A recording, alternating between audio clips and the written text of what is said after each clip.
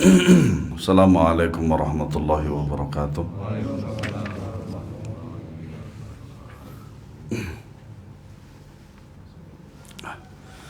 Innal hamdalillah nahmaduhu wa nasta'inuhu wa nastaghfiruh wa na'udzu billahi min shururi anfusina wa sayyiati a'malina.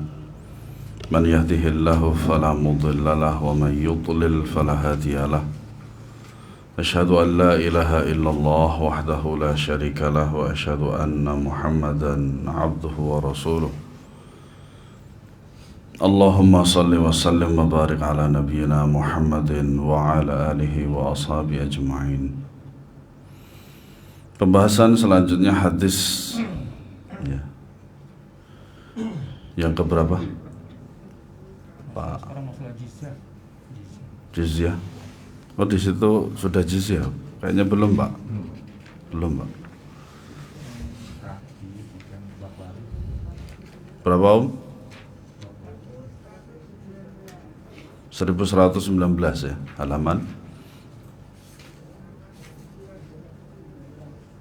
Berapa? 717 ya, yang punya. Karena yang saya pegang nggak sama. Untuk murojaah itu. Iya. Wa an Mu'adzin radhiyallahu anhu qala ghazawna ma'a Rasulillahi sallallahu alaihi wasallam Khaybar fa asabna fiha ghanaman fa qasama fina Rasulullah sallallahu alaihi wasallam ta'ifatan wa ja'ala baqiyataha fil maghnami rawahu Abu Dawud wa rijaluhu la ba'sa bihim. Dari Mu'adz bin Jabal radhiyallahu anhu, dia menuturkan, kami menyerang daerah Khaybar bersama Rasulullah sallallahu alaihi wasallam. Berarti ini yang disebut dengan ghazwah. Syukran.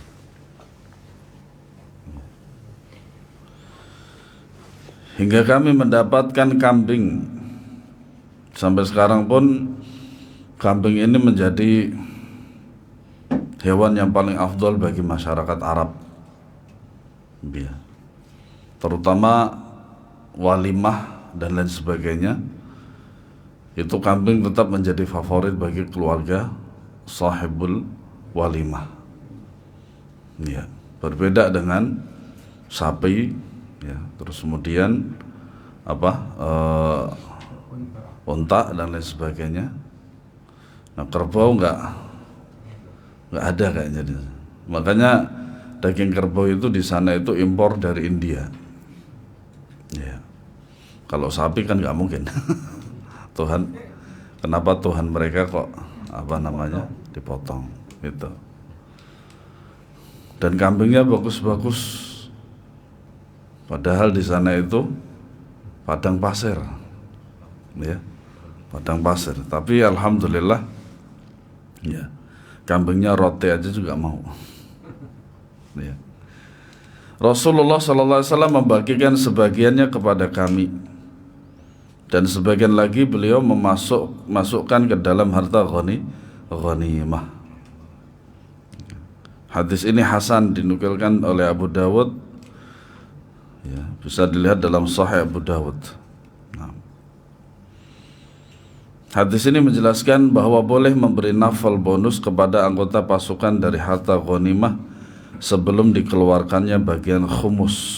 Berarti aslul ghanimah, ya, ghanimah yang asal. Nah, makanya ada aslul ghanimah, kemudian ada khumus, kemudian ada ghanimah, ya. Pemberian bonus itu mutlak hak imam atau pemimpin. Masalah ini sudah dibahas sebelumnya, ya. Jadi yang namanya nafal itu, bonus itu adalah pertimbangan dan kebijaksanaan daripada imam, panglima perang tersebut, ya. Nah, dalil sharihnya tentang bonus itu ya seperti ini, ya, bahwasanya hal itu adalah haknya seorang imam. Imam boleh memberi dan imam boleh tidak untuk memberi. Tergantung kemaslahatan yang dilihat oleh imam tersebut. Ketika maslahatnya besar, maka imam memberikan nafal tersebut. Nah, faedah dari hadis ini, yang pertama disyariatkannya jihad di jalan Allah. Dan itu adalah cara tertinggi untuk meninggikan kalimat Allah Subhanahu wa taala di hadapan orang-orang kafir. Sekiranya mereka tidak menerima dakwah Islam. Terlebih lagi jikalau mereka yang duluan memerangi kaum muslimin, maka kaum muslimin wajib untuk berjihad di jalan Allah. Dan itulah merupakan anugerah besar dari Allah Subhanahu wa taala kepada kaum muslimin di tempat tersebut. Yang kedua, disyariatkannya memerangi orang Yahudi, terutama nanti pada zaman akhir, yang mana kaum muslimin rahimahumullah ta'ala mereka itu memerangi kaum Yahudi. Yang ketiga, bolehnya seorang imam memberi bonus kepada sebagian anggota pasukan di luar jatah mereka dari ghanimah, berarti dapatnya dua.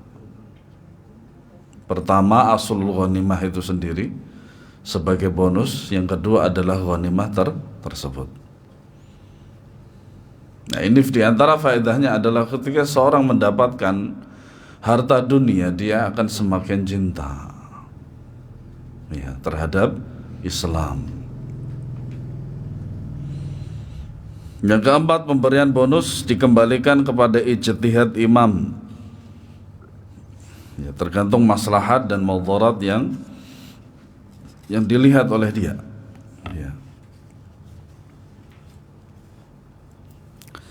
Hadis selanjutnya, wa an Abi Rafi' radhiyallahu anhu qala Rasulullah sallallahu alaihi wasallam, inni la akhisu bil ahdi wa la ahbisu ar-rusula, rawahu Abu Dawud wan Nasa'i wa sahahahu Ibnu Hibban. Dari Abu Rafi', dia berkata, Rasulullah sallallahu alaihi wasallam bersabda, aku tidak akan melanggar perjanjian dan menahan utusan. Hadis riwayat Abu Dawud, Nasa'i dan disahihkan oleh Ibnu Hibban. Nah, hadis ini adalah asbabul wurudnya, yaitu kisah Abu Rafi', perawi daripada hadis ini. Bahwa dia diutus oleh orang-orang Quraisy untuk menemui Rasulullah SAW. Lalu begitu melihat Rasulullah SAW, terbetik dalam hati Abu Rafi' untuk masuk Islam. Makanya saya pernah mendengar seorang berkata, sekiranya kalau saya hidup zaman Nabi SAW,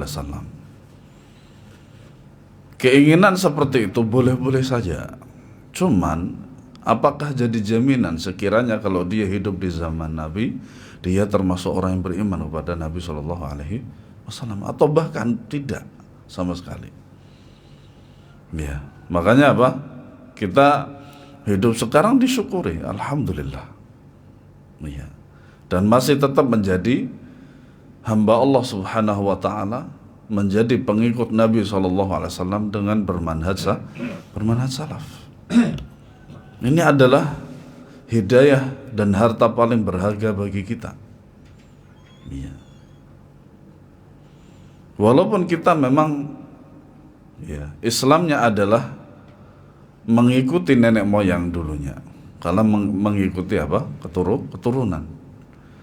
Kemudian kita mantapkan lagi keislaman kita itu dengan bermanhaj salaf. Udah klop deh 100%. Dan kita selalu meminta pada Allah Subhanahu wa taala thabat, ketetapan hati di dalam agamanya dan di atas manhaj salaf. Nah, dia berkata, wahai Rasulullah, demi Allah,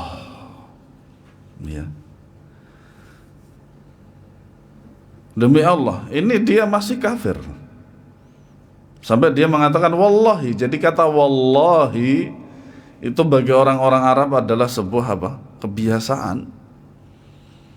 Entah dia ketika menjadi kafir atau ketika menjadi muslim. Nah, tidak menandakan ketika dia mengatakan demi Allah itu dia seorang muslim. Ada yang mengatakan bapaknya Rasulullah SAW yaitu namanya Abdullah pasti muslim. Kata siapa muslim?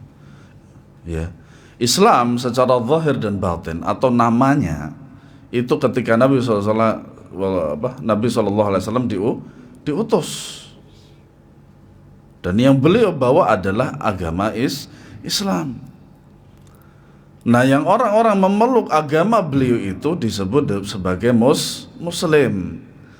Nah, orang-orang terdahulu yang mengikuti para nabi dan rasul itu disebut orang-orang yang berserah diri, bukan muslim. Kenapa? Islam yang asal, nama Islam itu dibawa oleh Nabi SAW. Nah, penyebutan yang sah bagaimana? Itu agama Hanif. Ya, agama Hanif. Lanjutan daripada agamanya Nabi Ibrahim alaihi salatu wassalam. Demikian. Ya. Wahai Rasulullah, dia aja langsung memanggil Rasulullah, bukan Muhammad. Kenapa?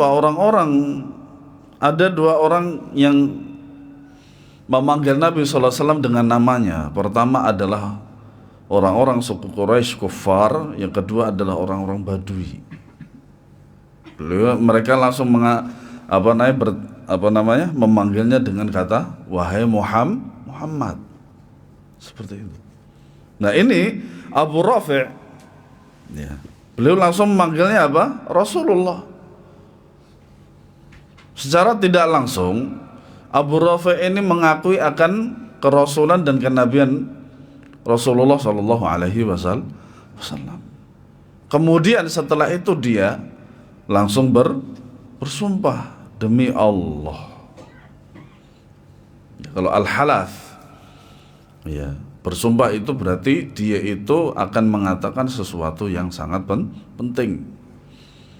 Aku tidak akan kembali kepada mereka selamanya. Masya Allah. Beliau Shallallahu Alaihi Wasallam bersabda, Innila akhisu bil adi wala ahbisul burda walakin irji' fa in kana fi nafsika alladhi fi nafsika al-an farji'.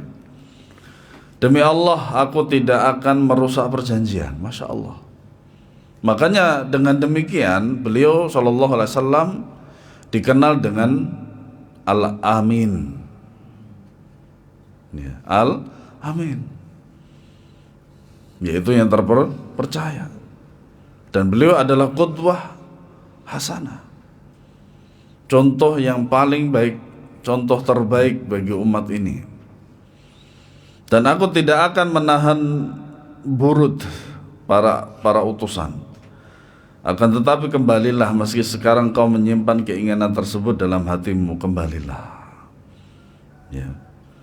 Maka aku kembali, kemudian aku pun mendatangi Rasulullah SAW secara pribadi dan menyatakan masuk Islam. Ya. Faedah dari hadis ini yang pertama, wajibnya menjaga perjanjian meskipun itu dengan orang kafir. Tapi kebanyakannya orang-orang kafir itu yang menyelisihi perjanjian. Ya.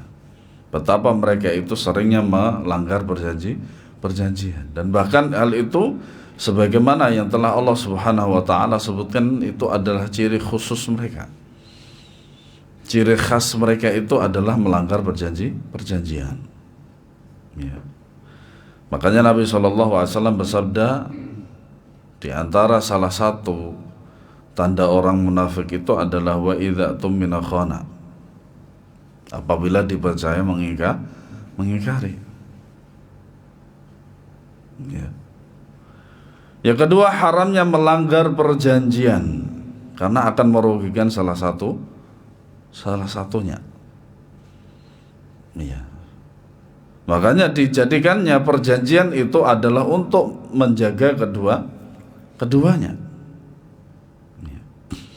Yang ketiga, tidak boleh membunuh dan menahan seorang utusan. Ini sepakat, seluruh agama sepakat ini. Kenapa demikian? ketika Rasulullah Shallallahu Alaihi Wasallam mengutus seorang utusan kepada Kisra ya waktu itu di apa namanya, di mana itu yang Iran sekarang tuh apa? Persia. Nah ternyata orang Persia itu, Raja Persia tidak terima utusan itu dibunuh dan kemudian suratnya disobek-sobek. Nah ini tidak boleh. Agama lain bahkan juga tahu kalau yang namanya utusan itu tidak boleh dibunuh. Ya, akhirnya Allah Subhanahu wa taala ya menghancurkan Persia. Ya. Berbeda dengan Heraklius dari Romawi. Dia itu memuliakan utusan dan memuliakan surat Nabi Shallallahu Alaihi Wasallam. Makanya Allah memuliakan dia ketika di dunia. Ya, bukan berarti memuliakan dalam bentuk penghormatan, tidak. Karena apa? Dia ada sebab dan akibat. Karena dia memuliakan surat Nabi dan utusan beliau Shallallahu Alaihi Wasallam. Yang keempat, tinggi dan mulianya syariat Islam. Nabi SAW bersabda, al-Islamu ya'lu wa la yu'la alaih. Islam itu ya, tinggi dan tidak ada yang bisa menyamai ketinggiannya. Ya, walaupun pada awal-awal Islam ya, mereka menganggap bahwasanya Islam itu rendah. Kenapa demikian? Karena mereka menganggap bahwasanya apa? Rasulullah SAW ya, hadir dan lahir daripada seorang pembantu.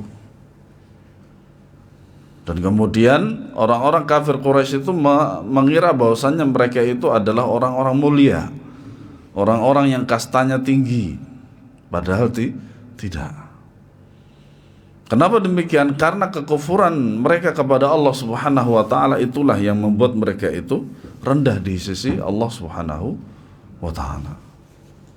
Dan alhamdulillah ya, kita sedikit demi sedikit memahami, mempelajari syariat Islam dan kemudian mengamalkannya. Hadis selanjutnya ya, ini perbedaan antara fai' dan ghanimah. Ya. Wa an Abi Hurairah radhiyallahu anhu anna Rasulullah sallallahu alaihi wasallam qala ayyuma qaryatin ataitumuha fa aqamtum fiha fasahmukum fiha wa ayyuma qaryatin asatillaha wa rasulahu fa inna khumusaha lillahi wa lirasulihi thumma hiya lakum, rawahu Muslimun. Ini tentang harta fai. Dari Abu Hurairah radhiyallahu anhu bahwa Rasulullah sallallahu alaihi wasallam bersabda, kampung mana saja yang kalian datangi tanpa ada pertempuran dan kamu kuasai, maka di sana tidak ada jatah bagi kalian. Kemudian kampung mana saja yang durhaka kepada Allah dan Rasulnya, maka seperlima harta rampasan untuk Allah dan Rasulnya dan sisanya untuk kalian. Hadis riwayat Muslim nomor 1756. Iya. Hadis ini menjelaskan perbedaan antara harta fai dan harta ghanimah. Ya. Selalu diingat para jamaah rahimakumullah bahwasanya istilah-istilah syar'i seperti ini kita harus memahaminya dengan baik. Banyak sekali istilah-istilah syar'i yang tidak bisa kita bahasa Indonesiakan. Ya. Yang mana ya, istilah seperti ini adalah mempunyai makna di dalam bahasa Arab. Maka kita mengembalikannya kepada makna bahasa Arab itu sendiri. Dan kemudian kita mempelajari dari makna dan maksud daripada kata tersebut. Sehingga tidak salah dalam memahami sebuah istilah syar'i.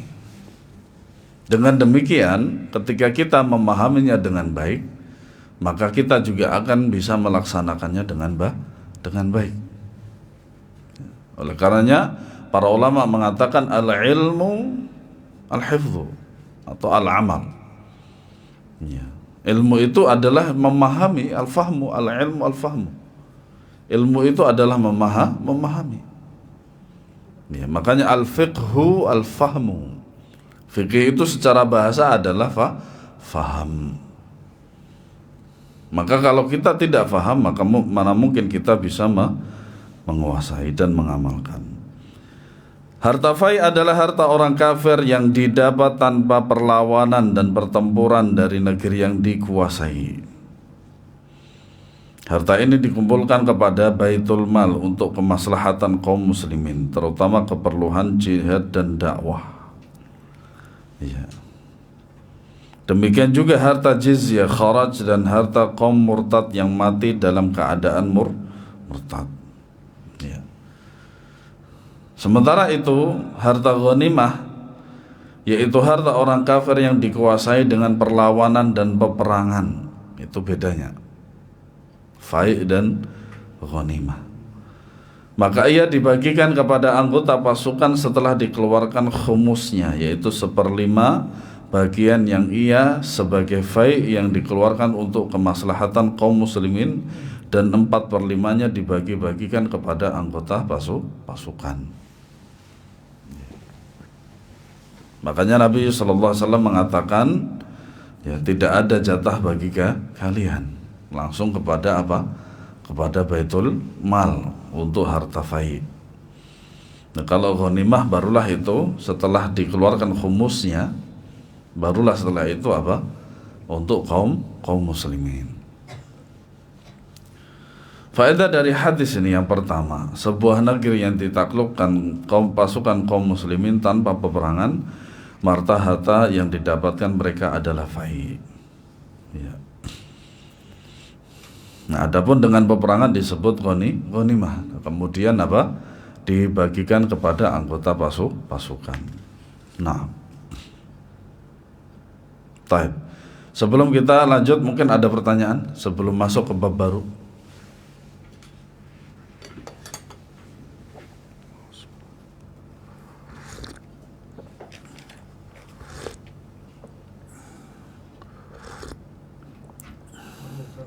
Ya. Ya. Kata ghanimah itu diambil humus dulu, terusnya sisanya 45 dikurangi lagi untuk yang jatah yang berperang dulu gitu. Iya. Kan kemarin dia ada panglimanya tuh dapat jatah besar yang membunuh. Oh itu. Nah, itu pembagiannya gimana, Ustaz? Ya berarti pembagiannya untuk ghanimah itu adalah aslul ghanimah dulu. Ya kan? Kalau sudah pembagian itu disebut dengan antara khumus dan ghanimah. Kan ada aslul ghanimah, ghanimah yang asal. Nah, maka bonus itu diambil dari aslul ghanimah itu. Ya. Aslul ghanimah. Jadi, misalkan begini. Menguasai sebuah daerah orang kafir, kemudian mereka dengan peperangan ya. Dengan peperangan ternyata mereka kalah. Ya. Yang laki-laki dan perempuan jadilah tawanan. Harta mereka diambil oleh kaum muslimin, dikumpulkan semuanya. Entah itu yang bisa dipindah seperti harta-harta mereka, atau yang tidak bisa dipindah seperti kebun dan seterusnya. Maka sebelum dibagikan, maka orang yang telah mengawali untuk peperangan itu diberi bonus itu dulu, sebelum diambil khumusnya dan kemudian ghanimah, seperti itu. Nah, wallahu a'lam. Yang lain fadhal.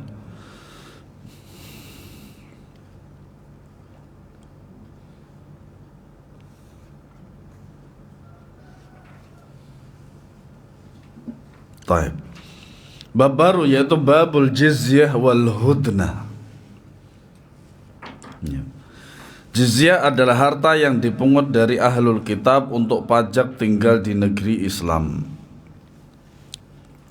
Ya, fungsinya sebagai jaminan keamanan atas jiwa dan harta mereka.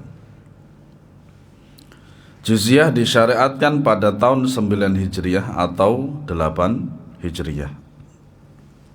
Ya. Adapun hudnah adalah kesepakatan yang diambil dua negara untuk mengadakan gencatan senjata dalam jangka waktu tertentu.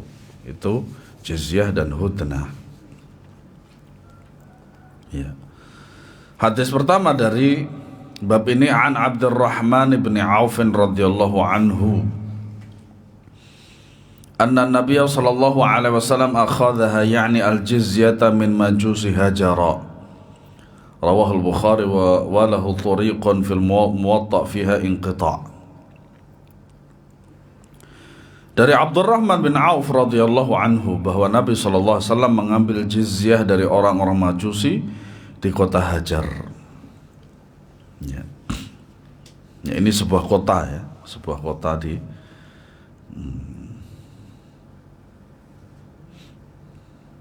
Jadi di sini disebutkan di Bahrain, pinggiran Bahrain.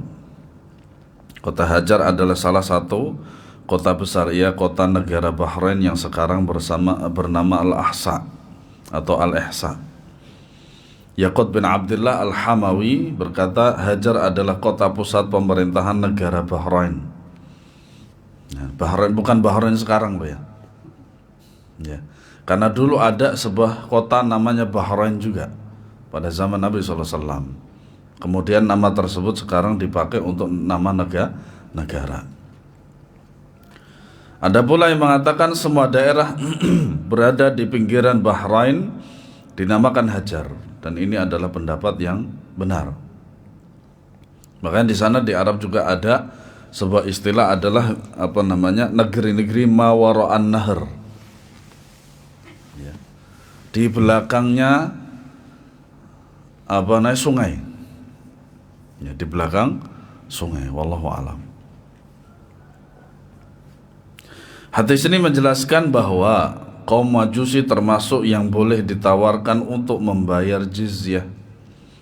Nah, ini kenapa? Karena mereka itu hukumnya sama seperti Yahudi dan Nasrani apabila mereka itu menolak Islam dan tetap mau tinggal di negeri Islam.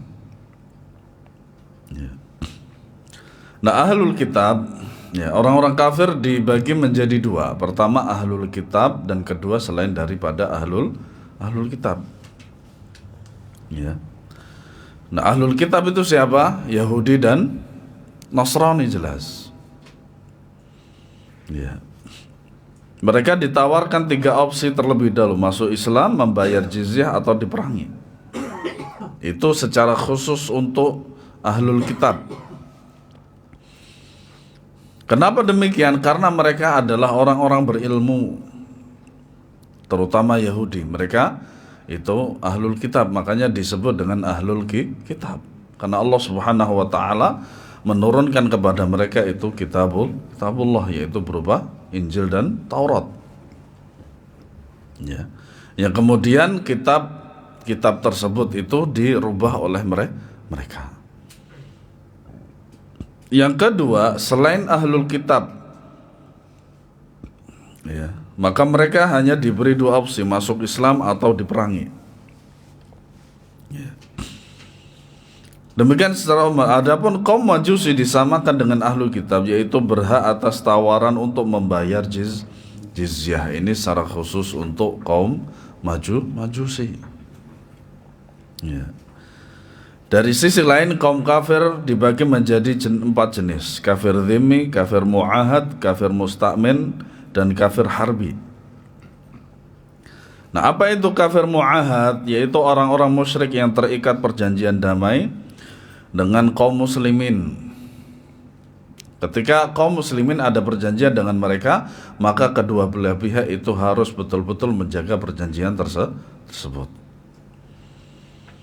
Yang kedua, kafir musta'min adalah orang-orang kafir yang mendapat jaminan keamanan, ya, dari negara kaum muslimin, ya, dari kaum muslimin. Kemudian yang ketiga, kafir dhimmi, yaitu kaum musyrikin yang membayar jizyah kepada kaum muslimin atas perlindungan yang diberikan. Membayar jizyah dulu untuk keamanan, uang keamanan. Ya. Sehingga ketika mereka itu sudah memberikan jizyah kepada kaum muslimin, maka mereka berhak untuk mendapatkan rasa aman di negara tersebut. Kemudian yang keempat yaitu kafir harbi, yaitu kaum kafir yang terlibat peperangan atau tengah berseteru dengan kaum muslimin. Dan yang boleh diperangi cuman ini. Ya. Bagaimana sekiranya kalau kafir-kafir yang selain daripada ini itu memerangi kaum muslimin, maka dia boleh untuk memerangi mereka. Ya, boleh. Kenapa? Karena memerangi kaum muslimin. Kafir dhimmi dengan kafir mu'ahad dan kafir musta'man, ketiganya sama-sama mendapat jaminan keamanan serta keselamatan dari kaum muslimin. Bedanya ialah kafir dhimmi adalah kafir yang menetap dan tinggal secara permanen bersama kaum muslimin. Ya. Sedang kafir mu'ahad atau kafir musta'min tidak demikian. Mereka tidak menetap dan tidak tinggal secara permanen bersama orang-orang mukmin. Wallahu a'lam. Ya. Faedah yang pertama dari hadis ini, disyariatkannya jizyah. Ya, kalau zaman dahulu di negara kita itu disebut dengan upeti. Ya, kepada negara. Yang kedua, bolehnya mengambil jizyah dari orang-orang majusi, dan hadisnya ini sangat jelas sekali. Ya, bolehnya mengambil jizyah dari orang-orang majusi. Nah, hadis selanjutnya ini berkenaan tentang berdamai dengan mengambil jizyah dari kaum kafir. Ya.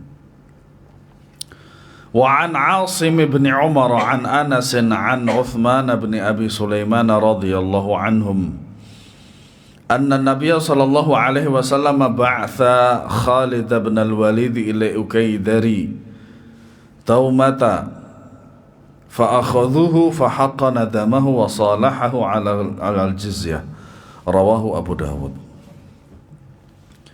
Dari Asim bin Umar, dari Anas dan Uthman bin Abi Sulaiman radhiyallahu anhum, bahwasanya Nabi SAW pernah mengutus Khalid bin Al-Walid ke Ukaydir, sang penguasa wilayah Daumatul Jandal. Kemudian mereka menangkap Ukaydir dan menjamin darahnya tidak tertumpah. Ukaydir mengajak mereka berdamai dengan membayar jizyah.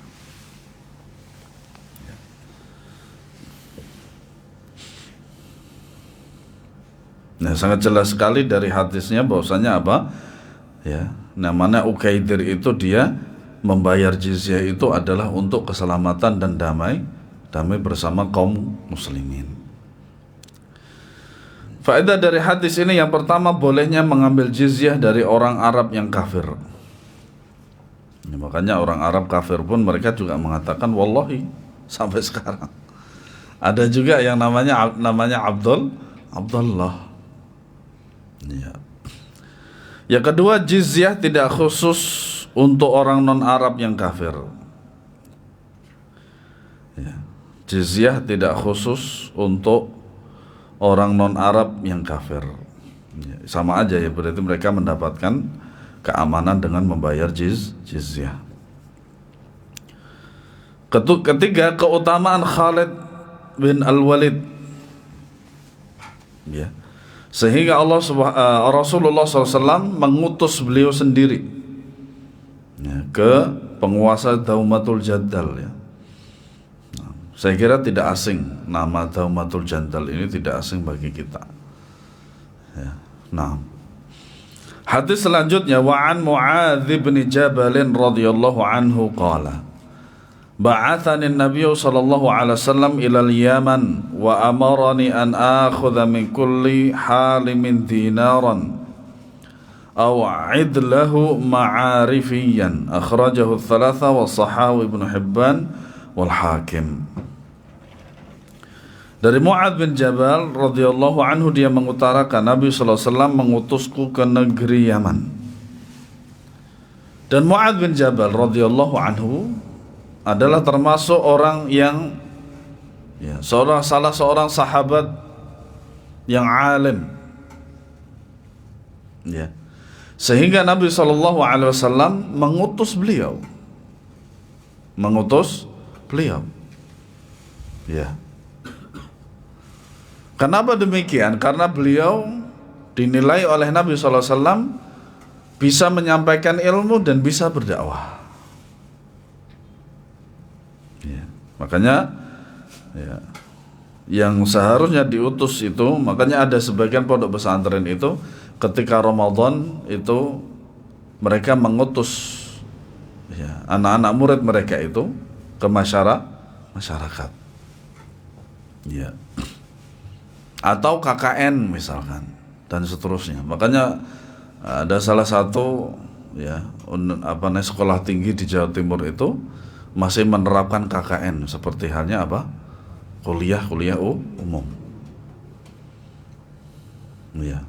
Bedanya kalau kuliah umum itu mereka itu hanya sekedar memberikan metode, walaupun bekerja tapi bukan bekerja yang seperti ghalibnya pekerjaan masyarakat di tempat tersebut. Makanya sejauh pantauan saya itu mereka itu tidak mau turun ke sawah Daud dan Matun, tidak mau. Nah, sekolah tinggi ini yang bermanhaj salaf ini mau mereka ya, nanam padi, terus kemudian manen, berkebun dan seterusnya itu. Jadi tidak hanya sekedar mendakwahi masyarakat ya, kemudian mendidik anak-anak di masyarakat tersebut. Mereka juga mau membantu masyarakat di sawah dan lain sebagainya. Nah, lalu beliau memerintahkanku untuk memungut dari setiap orang dewasa 1 dinar dan pakaian mu'arifah ya, mu'arifiyan, seharga 1 dinar. 1 dinar mahal, berbeda dengan 1 dirham. Hadis sahih diriwayatkan oleh Abu Dawud, An-Nasai, At-Tirmidzi, Ibnu Hibban dan Hakim. Nah, 2 hadis di atas menunjukkan bolehnya mengambil jizyah dari orang-orang kafir dengan persyaratan, baik yang berasal dari bangsa Arab maupun Ajam, yaitu non-Arab. Maka kalau kita itu Ajam ya, kalau kita adalah Ajam. Sebab Uqaidir termasuk bangsa Arab dari suku Ghassan. Demikian pula kabilah-kabilah lainnya di Yaman, dan asal muasal mereka adalah bangsa Arab dari suku Qahtan. Mereka juga disebut Al-Arabul Aribah ya, makanya asal suku daripada Arab itu ada 3. Pertama adalah dari Quraisy ya, secara umum, atau Al-Qurashi, kemudian Al-Qahtani, kemudian Al-Harbi. Itu asal Arab marganya ya, setelah datangnya istilah Al-Arabul Aribah ya. Hadis tersebut juga menunjukkan bahwasannya kewajiban jizyah dikenakan per kepala terhadap orang yang telah baligh, karena ketentuan jizyah itu adalah tidak diambil dari orang-orang yang tidak boleh dibunuh apabila ditawan, yaitu anak kecil dan wanita serta yang disamakan hukumnya dengan mereka.